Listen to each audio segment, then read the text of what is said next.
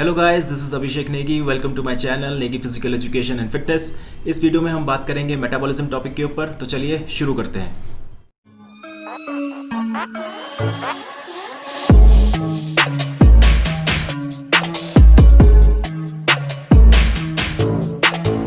तो हम बात कर रहे थे मेटाबॉलिज्म के बारे में। मेटाबॉलिज्म है क्या?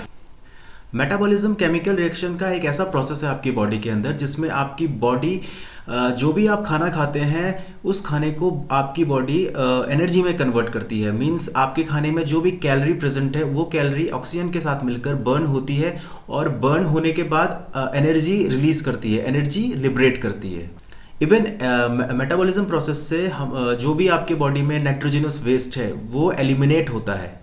मेटाबॉलिज्म दो टाइप के होते हैं, एक होता है आपका एनाबॉलिज्म, दूसरा होता है आपका catabolism. In anabolism the smaller molecules combines together to form a larger molecule. For example, glucose plus glucose combine together to form a glycogen, and this process is called glycogenesis. ठीक है?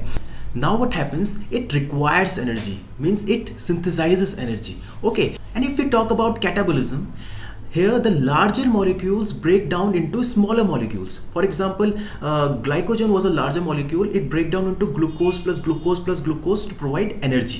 ठीक है, and this process is called glycogenolysis. ठीक है, that one was glycogenesis and this process is called glycogenolysis. ठीक है, here the energy releases, ठीक है, for the exercises and all.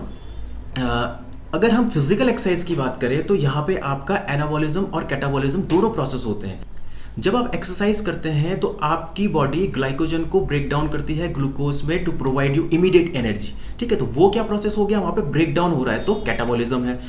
And जब आप एक्सरसाइज कर चुके होते हैं तो उसके बाद आपको मसल रिपेयर के लिए एनर्जी सिंथेसाइज करनी होती है, तो वहाँ पे कौन सा प्रोसेस होता है, वहाँ पे एनाबॉलिज्म प्रोसेस होगा, क्योंकि वहाँ पे आपके मसल को रिपेयर की जरूरत है। Energy synthesizes will happen there, so that will be a anabolism. Okay, तो दो टाइप के लोग होते हैं, कुछ होते हैं फास्ट मेटाबॉलिज्म वाले, कुछ होते हैं स्लो मेटाबॉलिज्म वाले।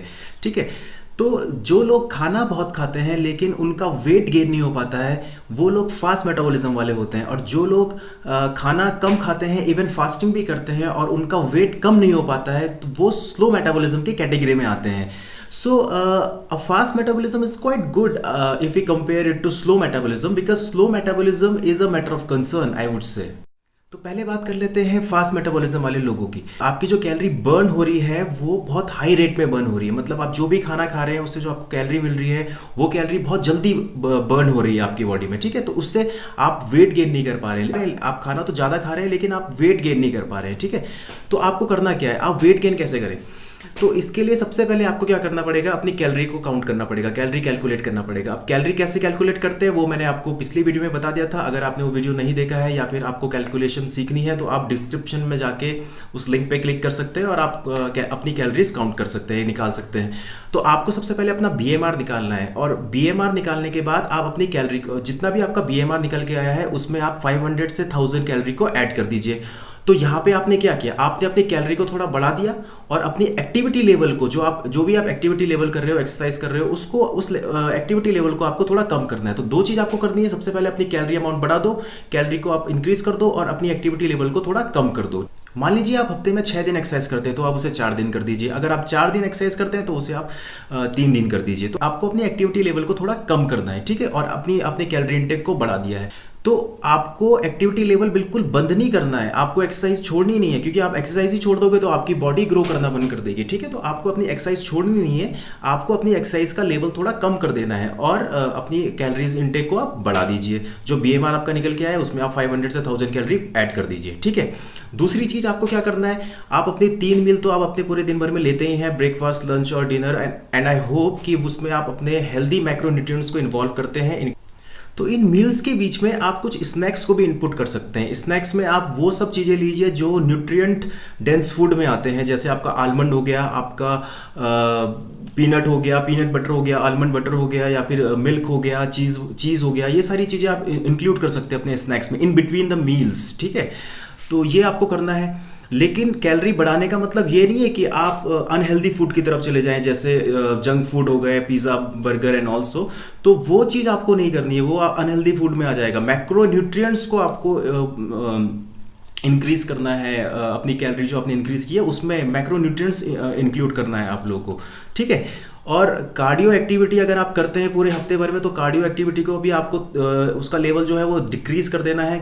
कार्डियो एक्टिविटी को मैं छोड़ने को इसलिए नहीं कह रहा हूँ क्योंकि जो आपका जो हार्ट मसल है, हार्ट मसल की स्ट्रेंथ के लिए कार्डियक एक्टिविटी बहुत ज़रूरी है। इसलिए कार्डियक एक्टिविटी अगर आप हफ्ते में 3 दिन या 4 दिन करते हैं तो उसको आप डिक्रीज कर दीजिए, उसका लेवल आप 1 दिन कीजिए या 2 दिन कीजिए, लेकिन कार्डियक एक्टिविटी छोड़नी नहीं है। बस आपको एक्टिविटी लेवल जो आपका है उसको आपको डिक्रीज करना है और जो आपका कैलोरी इनटेक है उसको आपको बढ़ा देना है।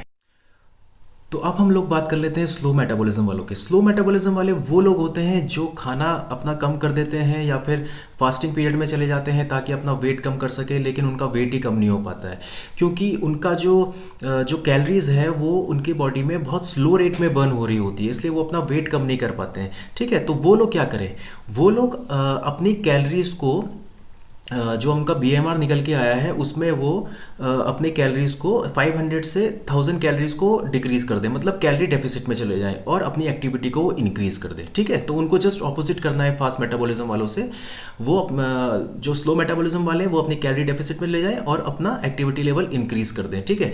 एक्टिविटी लेवल इंक्रीज करने के लिए बेस्ट आई वुड से कि हाई इंटेंसिटी इंटरवल ट्रेनिंग उनके लिए बेस्ट प्रोग्राम होगा, क्योंकि वो आपके कार्डियक की इंटेंसिटी को बढ़ाता है और जहाँ पे आप अपने हार्ट को हिट करते हैं वहाँ पे आपका वेट लॉस होने के चांसेस ज़्यादा बढ़ जाते हैं, ठीक है। तो हाई इंटेंसिटी इंटरवल ट्रेनिंग के ऊपर आपको काफ़ी वीडियो मिल जाएंगी यूट्यूब में, आप किसी का भी प्रोग्राम यूज़ कर सकते हैं, ठीक है। आपने अपनी कैलोरीज को डिक्रीज कर दिया, मतलब डेफिसिट में ले गए, आप high intensity interval training use कर रहे हैं, तो आपको अपना वाटर कंजप्शन भी बढ़ाना पड़ेगा, मीन्स आपको वाटर इनटेक रेगुलर इंटरवल में लेना पड़ेगा। Then you can do is about protein आपको जो आपका मेटाबॉलिज्म है उसको फास्ट करने में हेल्प करता है प्रोटीन, तो आप प्रोटीन का इंटेक भी बढ़ा सकते हैं अपनी डाइट में।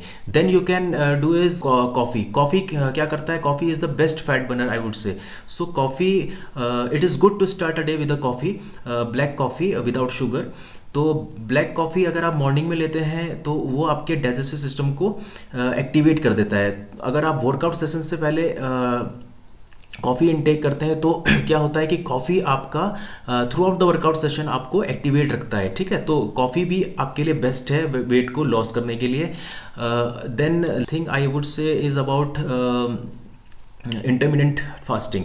कंप्लीट फास्टिंग नहीं, इंटरमिटेंट फास्टिंग। कंप्लीट फास्टिंग से क्या होगा कि आपका जो बॉडी होगा वो स्टारवेशन मोड में चले जाएगा, और स्टारवेशन मोड में जाने से आपकी जो बॉडी है वो एनर्जी को प्रिजर्व करना स्टार्ट कर देगी, और एनर्जी प्रिजर्व जहाँ पे होने लगेगा वहाँ पे आपका मेटाबॉलिज्म और ज़्यादा स्लो हो जाएगा। तो वहाँ पे आप अपने मेटाबॉलिज्म को और ज़्यादा स्लो कर रहे हो, तो इसीलिए आपको फास्टिंग कंप्लीट नहीं करना है, इंटरमिटेंट फास्टिंग करना है। इंटरमिटेंट फास्टिंग क्या होता है कि ये एक पैटर्न होता है फास्टिंग का, जिसमें आपको 2 विंडो मिलती है। एक विंडो में आप फास्टिंग में रहते हैं और दूसरी विंडो में आप वो आपका ईटिंग विंडो होता है। मान लीजिए आप 14-10 के इंटरमिटेंट फास्टिंग पैटर्न में है, जिसमें 14 आवर्स आपका फास्टिंग है और जो रिमेनिंग 10 आवर्स है उसमें वो आपका ईटिंग विंडो है। वो आपका ईटिंग विंडो है, इसका मतलब ये नहीं कि आप कितनी भी कैलोरीज ले लें, कैलोरीज आप उतनी ही लेंगे जितने आपने ऑलरेडी काउंट की हुई है, ठीक है। अलग अलग पैटर्न्स होते हैं, 12-12 का पैटर्न होता है, 14-10 का पैटर्न होता है, आपका 16-8 का पैटर्न होता है, 24 का पैटर्न होता है, मीन्स 20